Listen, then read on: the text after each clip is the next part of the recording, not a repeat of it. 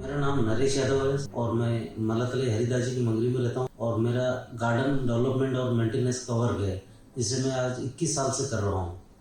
और मेरे अभी जो जो वर्क है जिसमें मेरे फार्म हाउस वगैरह होटल्स वगैरह हैं जिनमें डेवलपमेंट का है, नए रिसोर्ट्स वगैरह हैं, तो उनका वर्क कर रहे हैं हम सर जी।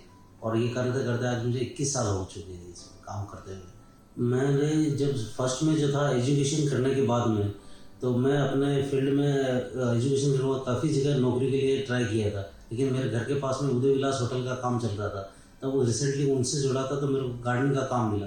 उस टाइम में मेरे को बहुत संघर्ष करने के बाद में वो धीरे धीरे मेरे को 2-3 साल तक वहीं किया था। उसके बाद में मेरे को ये काम सीखना था, मुझे होटल की नौकरी मिल रही थी लेकिन मैंने छोड़ दी थी। मुझे काम में इंटरेस्ट था, सीखना था, इसीलिए मैं दिल्ली, कलकत्ता, अमृतसर ये सब जगह जाके काम सीखा। 5 साल काम सीखने के बाद में उसके बाद मैं वापस अपने उदयपुर शहर में आज ये काम वापस कर रहा हूँ। और ये फर्स्ट में बहुत ही ये मैनुअली वर्क जो करना पड़ता है, वो अगर आपके पास में एक्सपीरियंस है तब आप इसमें सर्वाइव कर सकते हो। और इसको फर्स्ट में करने के लिए बहुत ही करना पड़ता है, क्योंकि एक एजुकेटेड बंदा अगर आप उससे कहो गार्डन का काम करना है या कस्सी पकड़ना है या कीला पकड़ना है तो उसको शर्म होती है। लेकिन आपको अगर प्रोफेशनल अगर आपको काम करना है तो हाथों से काम करना पड़ेगा। और ये करने के बाद में आज मेरे को सेटिस्फाई हो, हाँ मैं अपने हाथों से कर सकता हूँ, तो मैं किसी से भी करवा सकता हूँ, कहीं पे भी काम कर सकता हूँ।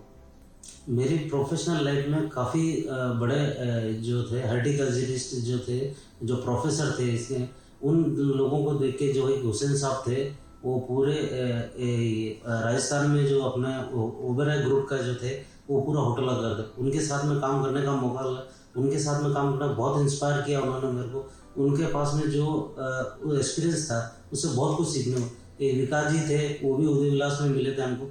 उसके बाद में हमने राकेश जी करके सैनिक जिनके साथ में दिल्ली में काम किया था, वो भी बहुत अच्छा खासा एक्सपीरियंस था उनके साथ में।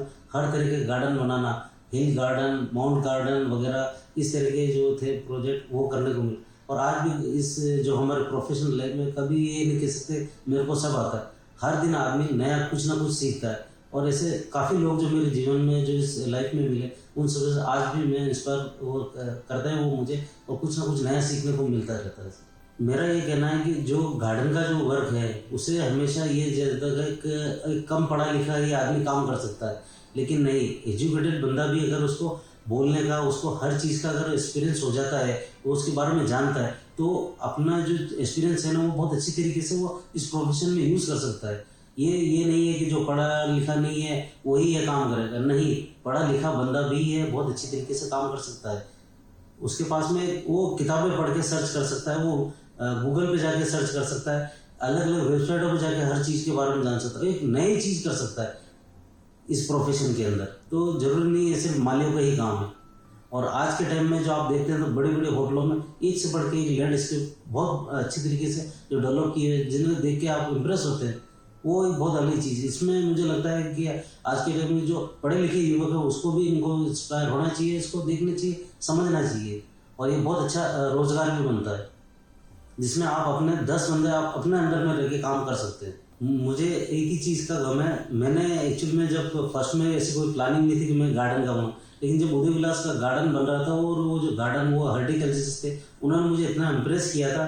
मेरे BA एजुकेशन के बाद में मैं उसी प्रोफेशन में से, लेकिन अगर मुझे बैक में जाने का मिला तो मैं इसके ऊपर जो हॉर्टिकल्चर की जो एजुकेशन थी वो आज मुझे लगता है और थोड़ा कर लेता तो और बेटर रहता मेरे लिए। लेकिन हाँ, आज मेरे पास में जो भी है इस एक्सपीरियंस का 20-21 साल का एक्सपीरियंस, वो भी बहुत है। आज मेरे अंडर में जो लड़के आए हुए हैं, जो चोमू से जो हॉर्टिकल्चर संस्थान है वहाँ से जो सीखे हुए एजुकेशन, वो आज मेरे अंडर में करते हैं काम। तो ये अलग ही चीज़ है ये। लेकिन हाँ, मुझे लगता है कि अगर एजुकेशन इसी जो प्रोफेशन है अगर उसमें और की होती तो और बेटर रहता मेरे लिए। सर, हमारे पिताजी जो थे एक टैक्सी कार चलाते थे सर, और हम 4 भाई बहन थे। तो उस टाइम शुरू में यह था कि हमारा इतना नहीं था आर्थिक स्थिति, फिर भी हमने एजुकेशन के साथ में छोटा मोटा वर्क करते आज यहाँ तक पहुँचे। लेकिन ये है कि हमारे ये प्रोफेशन के हिसाब से हमने सबने अपनी लाइफ जो चुनने का था प्रोफेशन, वो हमको पूरी छूट मिली, हम पर कोई दबाव नहीं था। लेकिन वो हमने हमारे हिसाब से चुना। मुझे गार्डन का था इंटरेस्ट, मेरे छोटे ब्रदर को आर्टिस्ट है उसको पेंटिंग का था, कोई स्पोर्ट्स में था, तो सबको अपनी अपनी मिली थी। तो ये है कि हाँ, हम बचपन से ही किया था, कोई प्रेशर नहीं था, तो हमने हमारे हिसाब से एजुकेटेड भी हुए हमारे हिसाब से, और हमारे हिसाब से हमने प्रोफेशन भी चुना, और जिसे लेके आज हम सेटिस्फाई हैं।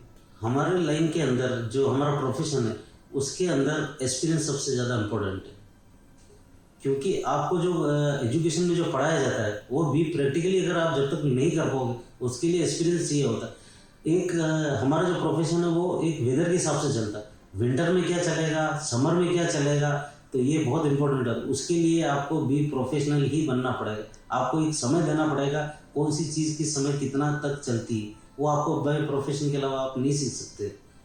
इसीलिए जो लड़के जो सीखे हुए हैं वो भी हमसे जो हमारे अंडर में आते हैं काम करने के लिए, एक्सपीरियंस लेंगे, तो आज वो हम, और मेरे से भी जो एक्सपीरियंस है जो शायद एजुकेटेड नहीं है लेकिन उनके पास में 20 साल 30 साल 40 साल का जो एक्सपीरियंस उनसे सीखने को मिलता है। और हमारे लाइन में हर कुछ नया, हर मार्केट में बहुत सी चीज़ें, प्लांट्स वगैरह, डिज़ाइन वगैरह, नई चीज़ें जो आती रहती है उसके लिए आपको हर दिन तैयार रहना होता है। केमिकल जो फार्मिंग होती है इसमें पेस्टिसाइड और इन सब चीज़ों का ये स्प्रे किया जाता है या यूज़ किया जाता है, लेकिन उसके बनस्पत वो एक तो हार्मफुल होती है, जो बंदा यूज़ कर रहा है या चाहे सब्जियों में है चाहे प्लांट्स में है, वो बाद में जाके आपको दिक्कत करती ही है, चाहे खाने के लिए हो चाहे प्लांट्स में हो, तो आपको इफेक्टेड करती ही करती है। आज नहीं करेंगी, 2 साल 6 साल रेगुलर अगर वो यूज़ करता है, उसके लिए बनस्पति अगर ऑर्गेनिक यूज़ करते हैं, जैसे कि सपोज करें आप किसी हिबिस्कस के पौधे पे आप पेस्टिसाइड स्प्रे कर रहे हैं, उस पर अगर केमिकल वाला यूज़ कर रहे हैं तो वो उस प्लांट पे ही नहीं करेगा, वो आसपास में जितना भी जगह है चाहे जो बंदा कर रहा है उसको भी -5% 10% इफेक्ट होता ही है। लेकिन एक ऑर्गेनिक जो करते हैं जिसमें नीम ऑयल वगैरह है, इफेक्ट वो भी वही करता है, लेकिन वो उससे ज़्यादा बेटर रहता है। वो ना तो प्लांट को जितना ज़्यादा, ना जो करने वाला उसको इफेक्ट करता है, और ये है कि उसका कोई साइड इफेक्ट भी नहीं रहता। तो मेरे हिसाब से ऑर्गेनिक सही बेस्ट है। अब जो केमिकल जो मेन्योर वगैरह जो डाले जाते हैं जिसमें पेस्टिसाइड बहुत जोरदार होता है, जो बाद में जाके आपको प्लांट को है या मतलब जो हम जो फ्रूट या सब वेजिटेबल खा रहे हैं वो बाद में आपको इफेक्ट कर, लेकिन जो वो जो आप ऑर्गेनिक जो चीज़ यूज़ कर रहे हो उसका टेस्ट, उसकी हेल्थ, उसका जो वो बहुत एक नेचुरल होता है, वो एक अलग चीज़ रहती है।